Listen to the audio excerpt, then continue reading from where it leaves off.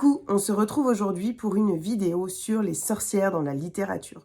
Une vidéo que j'ai envie de vous tourner depuis assez longtemps, puis je me suis dit que la période d'octobre, de novembre serait extrêmement propice à une vidéo comme celle-ci. Alors c'est pas une vidéo sur les sorcières au nez crochu, c'est vraiment une vidéo sur la chasse aux sorcières, plus exactement, et sur donc ces femmes jugées sorcières que l'on retrouve dans la littérature. Je vais vous faire juste un petit topo historique, histoire de vous rappeler un petit peu l'histoire de la chasse aux sorcières et en tout cas, voilà, c'est cette période dont j'ai envie de vous parler. Et puis, juste après, je vous parlerai de romans et puis d'un essai. Et donc, pour vous faire un petit topo, l'histoire de la chasse aux sorcières, ça se déroule entre le XVIe et le XVIIe siècle, où il va y avoir la peur de la sorcellerie qui va s'emparer un petit peu de l'Europe et de l'Amérique notamment. À cette époque, les guerres d'héritage, les maladies inexpliquées, les femmes puissantes aux mœurs un peu jugées légères vont constituer autant d'actes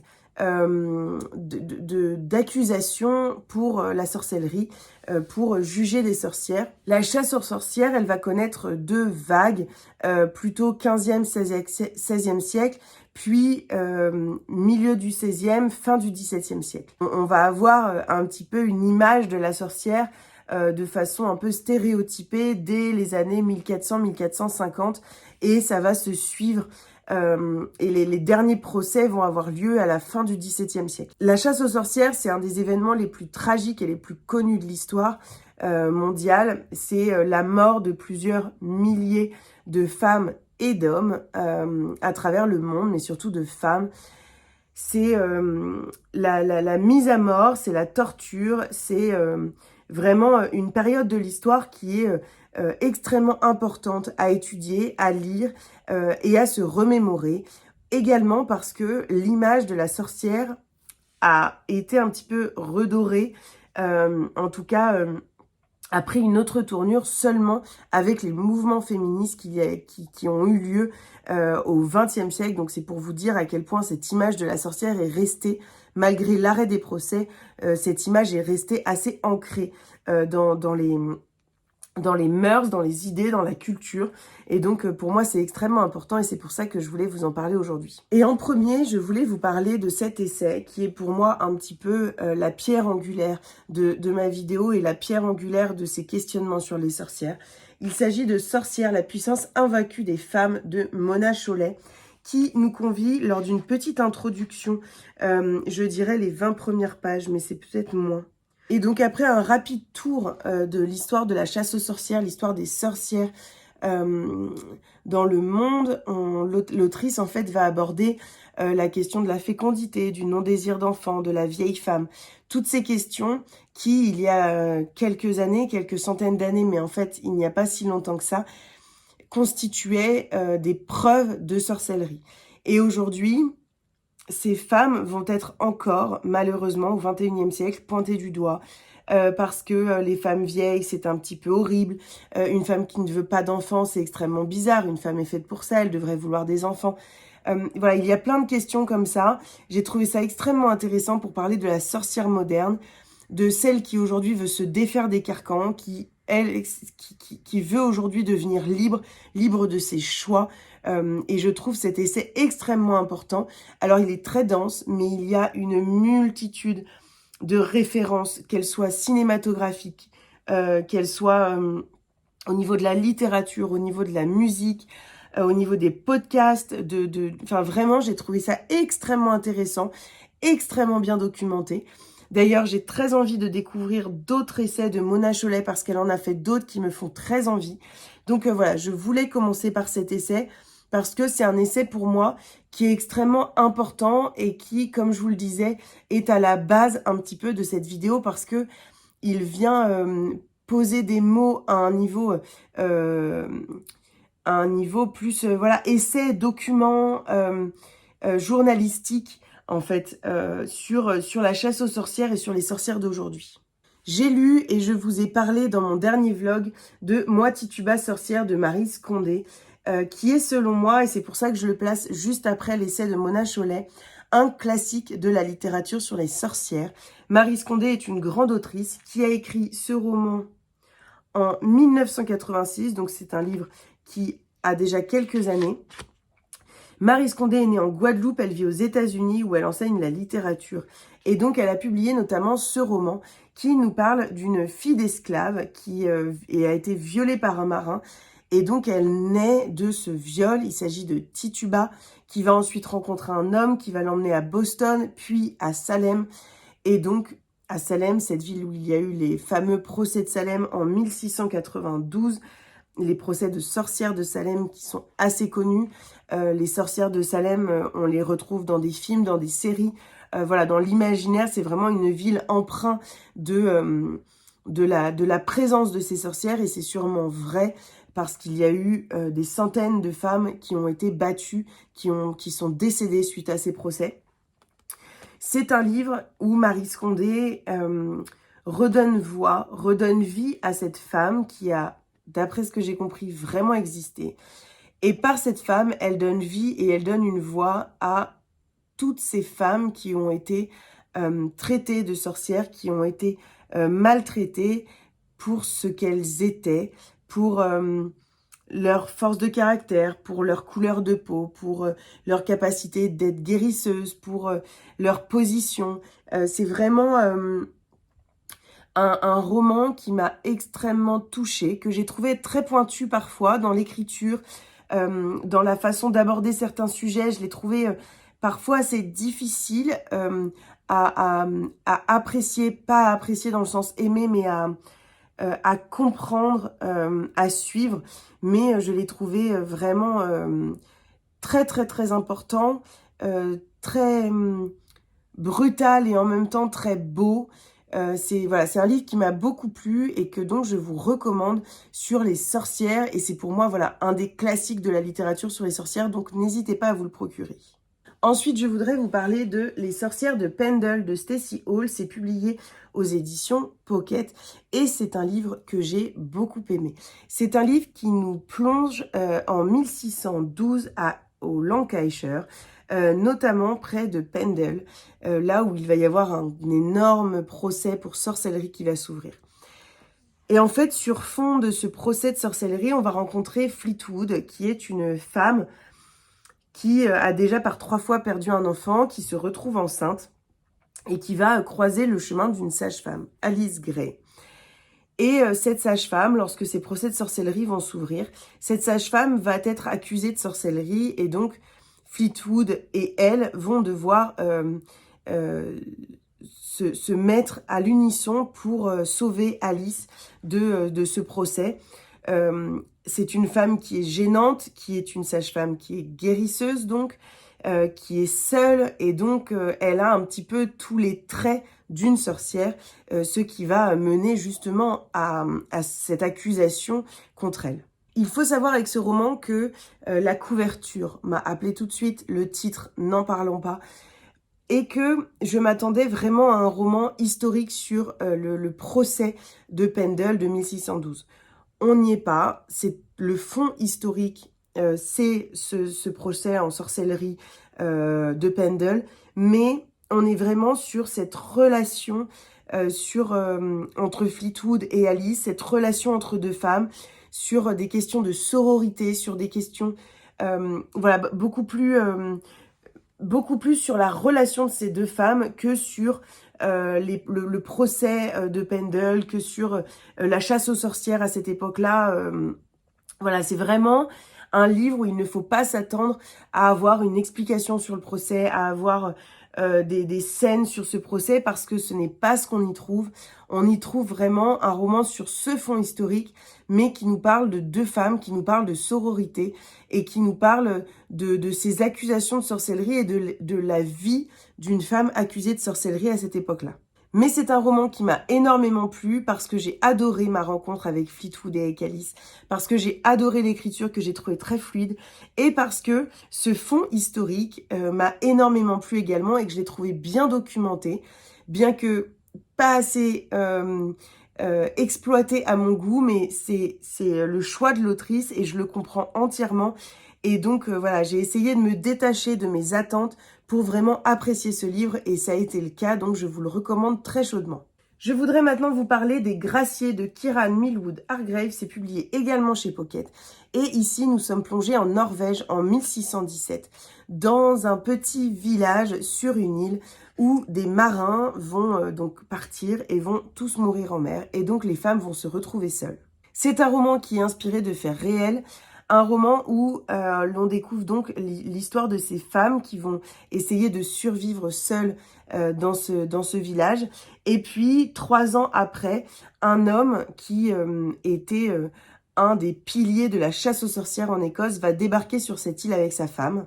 C'est un roman qui nous plonge très très rapidement dans un univers glacial, dans la Norvège en fait, hein, où il fait froid, où il fait nuit, où il fait sombre, et puis sur fond de cette chasse aux sorcières et de comment ces femmes vont réussir à survivre, comment ces femmes vont faire avec l'arrivée de cet homme et de sa femme. C'est un livre qui avait tout pour me plaire sur le papier, et avec une alternance historique-féminisme qui m'a énormément plu pour le coup, avec des sujets abordés qui étaient extrêmement intéressants, avec une période historique que j'ai trouvée plutôt bien exploitée. Mais je pense que l'écriture ne m'a pas transportée, j'ai eu du mal à y revenir. Est-ce que c'était trop lent? Est-ce que c'était justement trop rapide? Je n'arrive toujours pas à savoir. En tout cas, c'est un livre dont je suis ressortie un petit peu mitigée. Peut-être que j'en attendais trop et que pour le coup, contrairement aux Sorcières de Pendle, je n'ai pas réussi à me détacher de ce que j'attendais.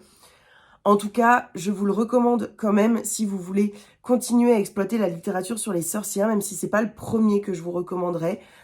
Mais voilà, il nous amène en Norvège, c'est donc un pays que je connais peu. Je connais peu l'histoire de la chasse aux sorcières dans ce pays.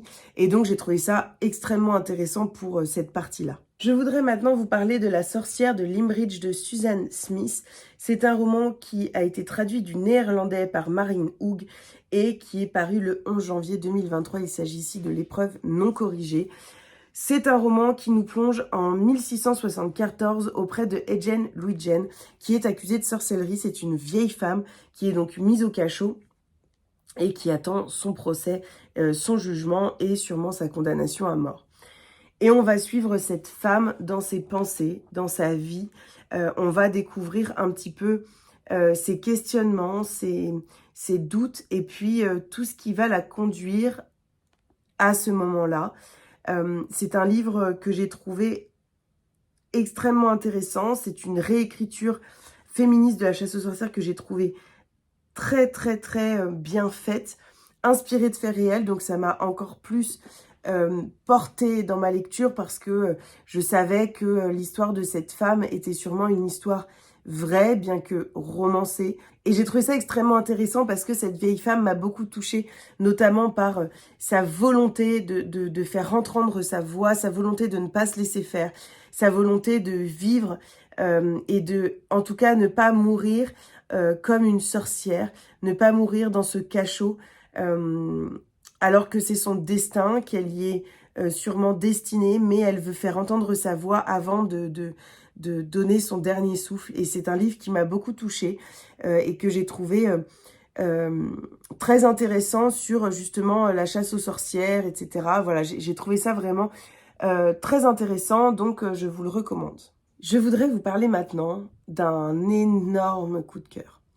Un coup de cœur qui reste encore en moi aujourd'hui. Il s'agit de Un bûcher sous la neige de Suzanne Fletcher. C'est avec ce roman que j'ai découvert cette autrice et ça a été une rencontre absolument bouleversante. Je me souviens encore que je le lisais dans les Alpes en vacances, il neigeait et donc c'était absolument parfait comme décor. C'est un roman qui m'a plongée au-delà de la question historique et de la question de la chasse aux sorcières dans une Écosse absolument incroyable, dans l'Écosse profonde, dans l'Écosse enneigée, dans l'Écosse au paysage absolument incroyable, bluffant, dans les contrées froides et hostiles de cette Écosse dont Corag a le secret, dont Corag a la capacité de nous faire voir tout ça. Et d'ailleurs, c'est dit dans le roman, au sujet de Corag, je tiens à ajouter ceci. En dépit de toutes ses plaies et marques de déchéance, en dépit de son caquet, de ses vices et de ses mains agitées, elle sait raconter. Elle a un regard qui perçoit les menus détails de la vie, les mouvements d'un arbre ou la source d'une odeur. Et c'est exactement ça. cette jeune femme, dans son cachot, va raconter l'Écosse, va raconter les Highlands. Et c'est absolument incroyable, c'est absolument magnifique, c'est absolument bouleversant. C'est donc une lecture assez lente, c'est une lecture assez contemplative dont on se délecte. J'ai vraiment adoré et je le trouve absolument parfait pour la période de l'automne et de l'hiver qui arrive, parce que c'est un roman qui nous prend aux tripes et qui nous fait voyager dans l'Écosse profonde, et ça c'est absolument magnifique. Et c'est difficile parce que presque pour moi, ce qui a pris le pas sur ce roman, c'est et ce qui m'a plu dans ce roman, c'est vraiment les longues descriptions de paysages, de vie, ces grands monologues, cette absence de dialogue, c'est tout ça qui m'a plu. C'est ce qui peut me déplaire dans certains livres, et ici Suzanne Fletcher le fait avec brio. Et puis bien sûr, on nous parle des sorcières, de la chasse aux sorcières, parce qu'il y a un révérend qui va venir justement dans le cachot où est Corag et qui va l'écouter, qui va prendre en compte ce qu'elle dit pour juger si elle est une sorcière ou non.